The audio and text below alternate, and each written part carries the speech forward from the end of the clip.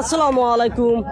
আমি এখন দাঁড়ায় আছি নাগেশ্বরী উপজেলা নারায়ণপুর ইউনিয়নে। এখানে মহা 26শে মাস আজকে উপলক্ষে এখানে মহা স্বাধীনতা এখানে দিবস পালন করতেছে। অনেক অনেক এখানে দোকানপাট অনেক জিলেপি বাঁচতেছে।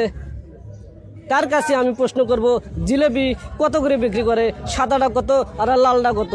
দেখা যায়। আসসালামু আলাইকুম। ওয়ালাইকুম আসসালাম ভাইয়া।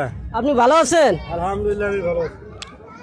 আপনি আজকে 26শে মাস উপলক্ষে জিলেপি আজকে কত করে বেচতেছেন ও সরকারি রেটে? যদি জনগণকে একটু বলতেন তাহলে অনেক খুশি হইতাম। গুড়ে জিলেবি বেশি 200 টাকা কেজি, আর চিনি জিলেবি হলো 180 টাকা কেজি। অনেক সুন্দর। তিনি 200 টাকা করে বিক্রি করতেছে।